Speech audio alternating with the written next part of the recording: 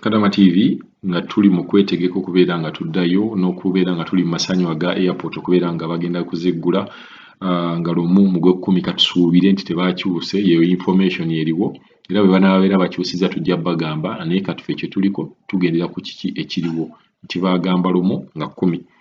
Bakadaama ab'enjawulo batubuuzizza ebibuuzo eby'enjawulo ebikwatagana ku karantiini eneebeerayo. Tugenda kusaza busaza ticket tugende, registration ebadde etukeese, tukoze tutya, bintu bingi. So kakati abasinga batubuuza ne ku kintu kya ssente, kuba ssente muzikoze muziwezezza, nga waliwo yatubuuzizza nti ssente zange bwe mba nziwezezzaawo nkola ntya? Ne wabeerawo yatugambye emyaka 2 gyonna ssente zonna nga bw'abadde azikola zonna aziyina aziweerezza atya. Abamu mwatubuuziza ku kya mobile money nti bwe mba nsukumi nga ssimu yange ekyakola n'ensukuma ssente zo ku mobile money zisobola okubeerako. Ennamba yo bw'ebeera ng'ekyali active n'osukuma ssente ku mobile money zijja kubeerako. Ne wabeerawo yatubuuzizza bwe neesukumira ssente e Uganda kinaaba kikola? Yes, sijja kukola. Osobola okwesukumira ssente mu Uganda naye w'osukumira ssente babuuze expiry date y'okubeera ng'ojjayo ssente ezo ziri ennaku mmeka, then obaleko ennaku za quarantine nti 14 days, ate tobala na 14 gwe zitwalire ddala nti 21 kuba mulabeyo ku Bakadaama babanayo 21 days.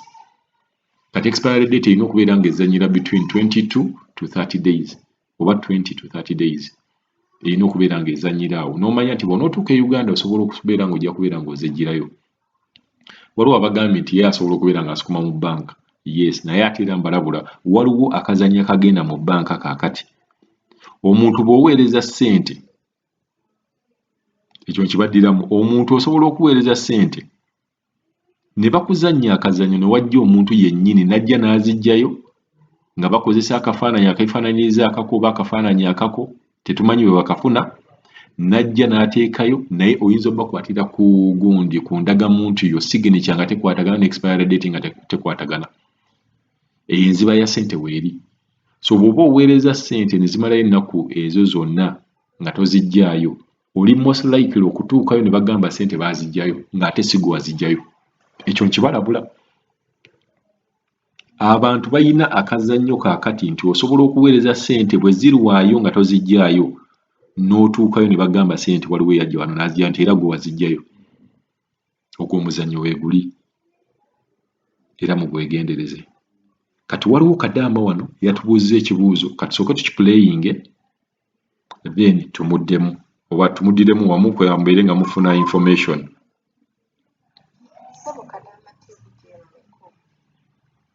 Kaakati nze nsinzidde mu kuva Jordan era nga n'okumaama bagenda okugenda ennaku z'omwezi 16 naye nga nkusaba kumpa ku magezi amannya go Kantasirikira. Kaakati nina ssente zange, mukama wange abadde ansasula ssente nga nzitereka nga saagala kuzisindika, naye neebuuza okuzifungisa ku airport tebampa eddoola ez'ebicupuli oba tebampa eddoola enkole enkadde? Kubanga eno Jordan bakama baffe bakikozesa nnyo. Omwana n'atuuka okuddayo ne bamuwa ddoola n'atuuka ogenda ozivungisa e Uganda nga ddoola bazigaana oba ne bamuwaamu obusente nga butini. Kati nkoze ntya mukama wange? Ku airport tebasobola kumpa ddoola enkadde oba tebasobola kumpa ddoola ez'ebicupuli? Naaba musanyufu bw'onaaba onzizeemu. Okay, oyo mmuwulidde. Kati kuno ntwala okulabula, tubadde tubalabula ebbanga ddene. Ekisookera ddala togeza n'okwata ssente ez'Abawarabu n'ozitwala e Uganda nti ogenda zivungisa nga tozitutte mu dollars, ojja kubeera disappointed. Togeza n'okwata ssente ez'Abawarabu n'ozitwala e Uganda nti ogenda zivungisa Uganda. Ekyo ekisooka. Ekyokubiri, doola bw'obeera kuba twabagamba muvungise mu dollars, bw'ovungisa mu dollars ssente zo bw'onootuuka e Uganda ojja kuba ofunamu kinene okusinga ng'otuta ez'Abawarabu. Kinene nnyo in fact. Oyo abuuzizza singa tebamuwa ebicupuli ku airport ku airport ng'ogenze ku ka forex bureau ka airport yonna tekubeerako bicupuli kuba ssente ezo bazikuwandiikira n'ozikuwandiikira owasinga ne baziregisteringa so teweeraliikirira tewagenda kubeera kicupuli ku airport then okulabula okulala togeza n'owa boosi wo ssente zaagenda azikuvuunyisize lwa nsonga w'ekicupuli bwe kisobola okugiramu bano abantu abakola ku airport tasobola kuwa muntu kicupuli kuba badiiringa n'abantu bangi nnyo ebyo tekisobokera ddala tegeera then n'ekirala bw'obeera ovuunjisa ssente ku airport bayina kuwa 15 tebakuwa ssente zino simanyi 20 10 oba $1 ezo ssente ezo bw'ozireeta wano e Uganda bazisala so ssente zonna ze bakuwa mu $, zirina okubeera nga ziri 5 na 10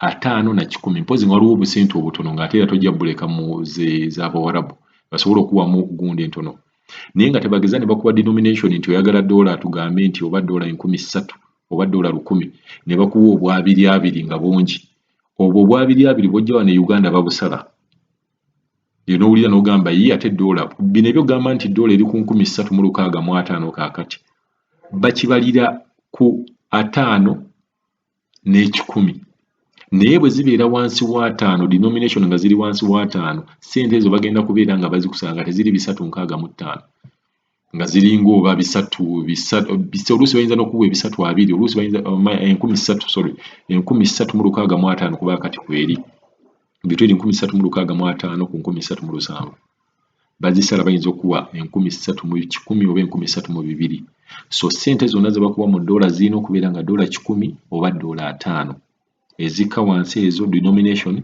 tozitwala